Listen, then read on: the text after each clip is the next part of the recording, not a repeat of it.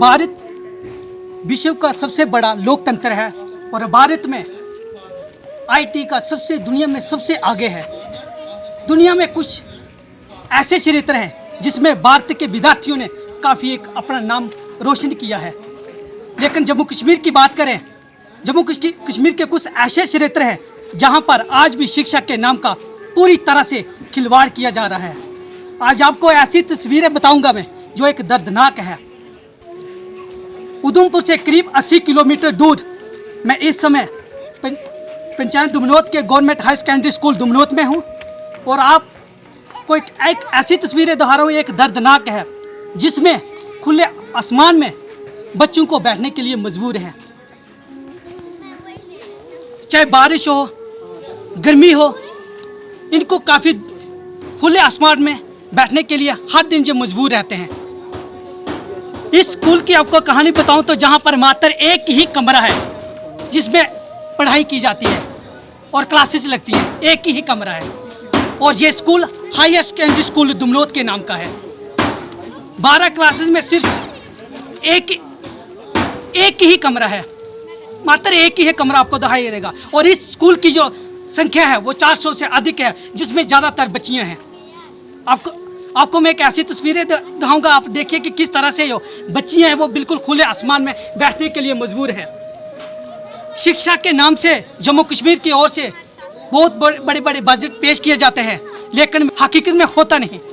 उन गरीब जनता के बच्चों तक वो पढ़ाई करने के लिए कोई इतना अधिकार आज तक दहाई नहीं दिया कि वो अपनी पढ़ाई अन्य स्कूलों के साथ तुलना की जाए।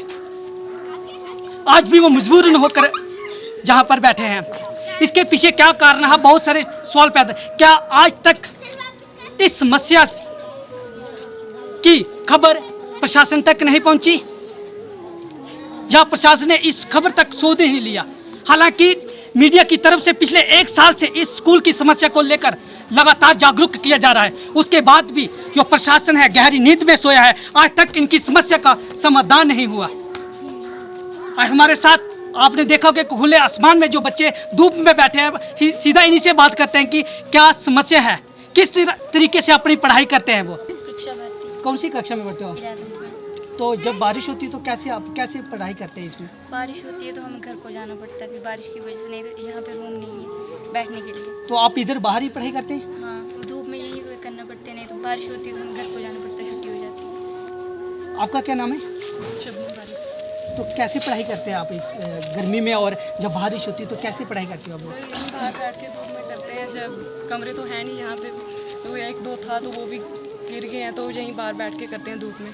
बारिश होती है तो घर में चला जाते हैं। लड़की के लिए शौचालय की कैसे फैसिलिटी है स्कूल में? सर शौचालय है ही नहीं, तो लड़कियों को बाहर जाना पड़ता है। तो जब कई बार लड़कियों को मुश्किल पड़ती है तो घर में चला जाती हैं वो भी। आप हर दिन ये बाहर ही बैठे रहते हैं? हाँ। आपकी क्लासेस कैसे लगती है, कहाँ पे लगती है?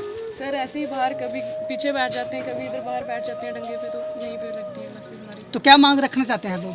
सर हम यही कहना चाहते हैं कि हमारे यहाँ 1-2 कमरा बन जाए तो हमें बैठने के लिए फैसिलिटीज मिल जाए। तो बाहर धूप में अभी तो उतनी गर्मी नहीं, लेकिन जब कितनी क्लासेस बाहर लगती है वो बाहर बैठे होते हैं? सर 10th 11th 12th 4 5 6 7 क्लासें तो बाहर ही लगती हैं। 1-2 जो छोटे छोटे बच्चे होते हैं वो बाहर घूमते रहते हैं, तो और सारी वो क्लासें बाहर ही बैठती हैं। तो हमारे और भी कुछ स्टूडेंट बैठे हैं, हम सीधा उन्हीं से बात करते हैं कि क्या नाम है आपका? कुमार। तो क्या मांग रखते हैं, कैसे बैठते हैं आप बाहर जब इस तरह से धूप होती हो, कि कैसे पढ़ाई चलती है आपकी? सर ये धूप के कारण हम बाहर बैठते हैं। जब हमारी बिल्डिंग डैमेज हुई है इसके कारण हम बाहर बैठते हैं। जब बारिश होती है तो हम घर में जाते हैं। हमने 2-3 बार भी ये मीडिया आई थी, हमने हर बार बोला हमारी बिल्डिंग डैमेज थी जी, अनकम्प्लीट है, अभी भी कंप्लीट नहीं हुई सर। तो आप बाहर ही बैठते हो? हाँ, शौचालय के लिए बिल्कुल खुलेआम जाना पड़ता है आगे।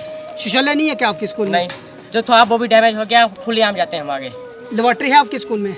नहीं, वो नहीं है। लाइब्रेरी है आपके वो स्कूल भी में? नहीं है। कंप्यूटर लैब है आपके स्कूल? हाँ, एक है वो कंप्यूटर लैब है। हाँ, वही 2-3 रूम में, एक कंप्यूटर लैब में, एक स्टोर आएगा और बाकी स्टूडेंट वाले छोटे छोटे बच्चे बैठते हैं वही वाला। कितने कमरे हैं आपके स्कूल में पढ़ने के लिए? पढ़ने के लिए 2-3 कमरे हैं, बाकी जो हैं तो वो सारे लेबोरेटरी में, कुछ लाइब्रेरी में, एक ऑफिस है, बाकी सारे डैमेज हो गए। तो ये थे दोनों स्कूल के विद्यार्थी जो मजबूरन होकर अपनी समस्या बता रहे हैं। कितने परेशान बच्चे जो एक धूप में बैठने के लिए मजबूर हैं। और कब तक ये अपनी समस्या रहेंगे और कब तक इनकी समस्या को निजात मिलेगी? आखिरकार प्रशासन इनकी समस्या पर सूद क्यों नहीं लेता? कई बार मीडिया की तरफ से भी कई बार इस न्यूज़ को प्रकाशित किया गया कि समस्या को देखा जाए, लेकिन आज तक ऐसा कुछ देखने को नहीं मिला। मेरे साथ इसी पंचायत के सरपंच हंसराज ठाकुर जी हैं, हम सीधा उन्हीं से बात करते हैं कि वो क्या कहना चाहते हैं। जी नमस्कार आपका। मेरा नाम हंसराज ठाकुर, मैं सरपंच हूँ पंचायत हल्का दमनोज से।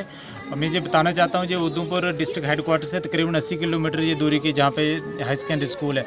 और इस हाई सेकेंडरी स्कूल में तकरीबन 500 के करीब बच्चे इस बार हैं। तो ये हाई सेकेंडरी स्कूल था जो 2005 में अपग्रेड हुआ था। 2005 में अपग्रेड होने के बाद एक गवर्नमेंट की गाइडलाइन होती है, प्लानिंग होती है कि एक कंप्लीट बिल्डिंग, कंप्लीट इंफ्रास्ट्रक्चर दिया जाए। पर आज तक गवर्नमेंट की तरफ से जहाँ पे कोई ऐसा इंफ्रास्ट्रक्चर नहीं दिया गया, नहीं कोई ऐसी बिल्डिंग दी गई है जिससे बच्चों की पढ़ाई जारी रह सके।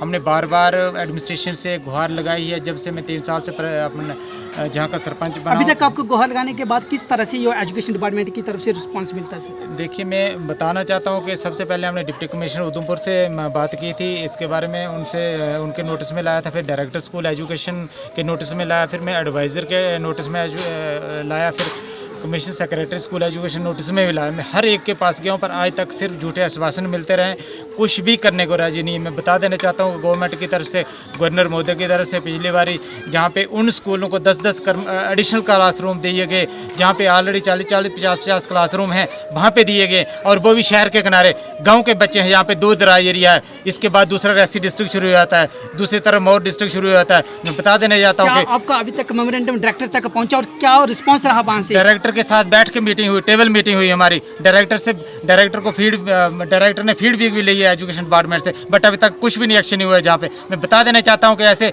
नालायक लोगों को, अफसर को ऊपर बैठाया हुआ है और बच्चों की ये हालत हो रही है। हमारे बच्चों को आज मजबूरन बाहर बैठकर पढ़ना पड़ रहा है। ये कौन सी शिक्षा है? सरकार के दावे के बाद भी इसी तरह बच्चों को खुले आसमान में बैठना पड़ता है क्या? बता देना चाहता हूँ ग्राउंड लेवल पे कुछ भी नहीं हो रहा है, सिर्फ सरकार के दावे हैं, सिर्फ कागजों पत्रों में हो रहा है। ग्राउंड लेवल पे जीरो है, कोई वर्किंग नहीं हो रही, कोई डेवलपमेंट के काम नहीं हो रहे हैं। बच्चे आज धूप में बैठ रहे हैं। गवर्नमेंट की तरफ से इतनी एजुकेशन डिपार्टमेंट की तरफ से इतने बढ़िया प्रोग्राम किए जाते हैं, सिर्फ प्रोग्राम होते हैं, बच्चों का ख्याल नहीं, किसी को भी नहीं कि बच्चों की पढ़ाई कैसे होगी, कैसे ये बच्चे कम्पीट कर रहे हैं, कैसे बच्चे आज कम्पीट कर रहे हैं किसी दूसरे। कितनी दर्दनाक बात है कि जब एक ही मात्र कमरा जहाँ पर दिखाई देता है और 12 कक्षाएं और काफ़ी 400 से अधिक बच्चे, तो क्या कितना दर्दनाक बात है ये बहुत बड़ी दर्दनाक बात है और शर्म की बात है। एजुकेशन डिपार्टमेंट के लिए शर्म की बात है जो इसी रूम में बैठे हुए लोग बाहर नहीं निकलते हैं। मैंने डायरेक्टर मैडम को खुद कहा था कि चलिए उस एरिया में, चलिए हमारी पंचायत में, उस स्कूल को जाइए, विजिट कीजिए जहाँ पे, खुद तो नहीं, जहाँ पे सीईओ तक भी नहीं भेज सके। वो क्या डायरेक्टर हैं, क्या लोग हैं ऐसे, क्या बैठे हैं कुर्सी पर? क्या इस हाई सेकेंडरी स्कूल दुमनोद के बच्चों का कंपैरिजन और किसी स्कूल से किया जाएगा इसी तरह से? कैसे करना है कंपैरिजन? कैसे करोगे कंपैरिजन? ये बच्चे कैसे कम्पीट करेंगे? आज बच्चों को ऑल इंडिया लेवल पे कम्पीट करना है। आज जम्मू कश्मीर वो स्टेट नहीं रही है, ड्यूटी बनी है। आज 370 टूटा है। जब बच्चों को आज हिंदुस्तान के साथ कंपटीशन करना है, आज बच्चों को दिल्ली के साथ बच्चों के साथ कंपटीशन करना है, मेरे दुमनोद के बच्चों को कैसे करना है कंपटीशन? क्या लगता है इनका बच्चों का फ्यूचर है वो उज्जवल हो रहा है? कहीं दिखाई दे रहा है आपको इसी तरह से? कहीं भी नहीं हो रहा है उज्जवल। उज्जवल उन लोगों का हो रहा है जो इसी रूम में बैठे हैं, उनका उज्जवल हो रहा है, उनकी याशियाँ उड़ रही हैं इन बच्चों के नाम पे। इन बच्चों के नाम पे जो फंड्स आते हैं वो फंड्स हड़प कर देते हैं, बच्चों तक कुछ भी नहीं पहुंचता, ग्राउंड लेवल पर कुछ नहीं हो रहा है। अगर होता तो सामने दिखाई देता आपको। तो क्या मांग रखना चाहते हैं आप? मैं मांग यही रखना चाहता हूँ कि complete infrastructure, complete high secondary school की बिल्डिंग जल्द से जल्द दी जाए। जहाँ पे अगर नहीं होगा तो हम उग्र प्रदर्शन करेंगे, हम नेशनल हाईवे भी ब्लॉक करेंगे उन बच्चों को लेकर उधमपुर में आकर। दूसरी बात यह जहाँ पर सुनने में आ रहा है कि शौचालय भी नहीं है, क्या बच्चियों के लिए शौचालय खुले में जाना पड़ता है? ये हाँ बिल्कुल, ये सही बात है। बहुत बार जहाँ पे बच्चे हमारे ओपन में जाते हैं, नहीं शौचालय जहाँ पे नहीं, जो बने तो उनकी बड़ी बदतर हालत है, जहाँ पे है ही कुछ भी नहीं है। एजुकेशन डिपार्टमेंट में पैसा आता है, पता नहीं कहाँ जाता है पैसा, इस बात का पता ही नहीं है। जिस तरीके से आज मैंने देखा कि बच्चे और डेस्क बाहर पड़े हुए हैं, जो स्कूल का माहौल वो दिख नहीं रहा है, तो उस पर क्या मैसेज रहता है आपका? सर कैसे दिखेगा माहौल? स्कूल में माहौल कैसे दिखेगा? एक रूम में 500 बच्चा है, स्टाफ है, एक रूम में कंप्यूटर लैब में कंप्यूटर रखा है, एक रूम में सोलर लाइटें रखी, सोलर सेट है वो रखा है, एक में स्टोर बनाया है। यही तो है प्राइमरी स्कूल की बिल्डिंग। मैं बता देना, प्राइमरी स्कूल की बिल्डिंग जब हम जहाँ पे पढ़ते थे, मिडिल तक पढ़ते थे, यही बिल्डिंग थी तब भी। उसके बाद कोई जहाँ पे अपग्रेडेशन हुई, कोई भी 1-2 कमरे अगर बने थे तो वो डैमेज हो चुके हैं। हमने रिपोर्ट भेजी है, हमने डिप्टी कमिश्नर उधमपुर को से कहा था कि वहाँ पे मौके पे जाइए, बेचिए, और कम से कम एजुकेशन डिपार्टमेंट को कहिए कि मटेरियल तो सेव करें। आज तक जहाँ पे कोई उनकी तरफ से डिप्टी कमिश्नर ने चिट्ठी निकाली थी सीईओ को कि जाइए वहाँ पे जाइए, देखिए और उस मटेरियल को सेव कीजिए, पर सीईओ साहब ही अपनी गहरी नींद में सोए, कोई हिल के राजी नहीं। मैं बता देना चाहता हूँ, दूर दराज एरिया में आके राजी नहीं है जहाँ पे। भी तो 2 साल के बाद भी उसी तरह से हालात दिख रहे हैं, तो क्या लगता है आगे क्या रहेगा? कुछ भी नहीं होगा जब तक अगर एडमिनिस्ट्रेशन सोई हुई है। अगर एडमिनिस्ट्रेशन जागेगी नहीं तो कुछ भी नहीं होगा जहाँ पे। मैं बता देना चाहता हूँ, ऐसी हालत में ऐसे ही चलता रहेगा, जो हिंदुस्तान ऐसे ही चलता रहेगा। लास्ट पे क्या मैसेज रहेगा आपका? मैसेज यही कि जब भाषण बंद हो जाए, अगर प्रैक्टिकली काम हो तो सब कुछ हो जाएगा। ठीक है, धन्यवाद। तो ये थे दमनोद के सरपंच हैंसराज ठाकुर जी, और ये बच्चे, इन्होंने एक बड़ी शर्म की बात, ये तो एक बच्चों के लिए शौचालय नहीं है। सरकार की तरफ से तो कई तरह के अभियान चलाए जा रहे हैं, बेटी बचाओ बेटी पढ़ाओ, उन बेटियों के लिए सुरक्षा ही नहीं है। और आज भी उन बेटियों को खुले आसमान में धूप में बैठना पड़ रहा है। आखिरकार कब तक इनकी को प्रशासन की तरफ से, जहाँ पर तक आज तक किसी ने सूद ली ही नहीं, कब तक ये बच्चे समस्या झेलने पड़ेंगे? क्या कब तक ये अपने फ्यूचर के साथ खिलवाड़ करेंगे? आखिरकार इनकी प्रशासन सुनाई क्यों नहीं करता है? और ये काफ़ी परेशान है। इन्होंने काफ़ी प्रशासन से और सरकार से गुहार लाई कि जल्द से जल्द हमारी समस्या का समाधान किया जाए। आपने देखा होगा कि पिछले 2-3 सालों से जो बिल्डिंग डैमेज हुई थी, आज तक उसका काम नहीं लग पाया। ये सीधे तौर पे लफ्जों पे दिखाई देता है कि कहीं ना कहीं एजुकेशन डिपार्टमेंट की तरफ से खिलवाड़ किया जा रहा है, और आज भी उन बच्चों के साथ, उनके फ्यूचर के साथ खिलवाड़ किया जा रहा है। बच्चे काफ़ी परेशान हैं। इस स्कूल का माहौल देखकर लगता नहीं है कि जहाँ पर स्कूल है, क्योंकि बच्चे बाहर बैठे हैं, डेस्क कहीं पड़े, डेस्क रखने के लिए अंदर जगह नहीं है।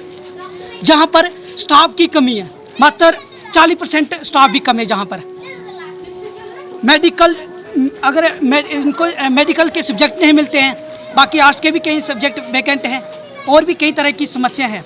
स्टाफ की कमी है, गेम्स के लिए बच्चों के लिए काफ़ी वही परेशानी है इनको।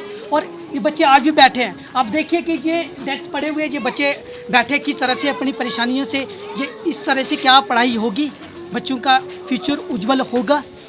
आखिरकार कब इनको समस्या से निजात मिलेगी?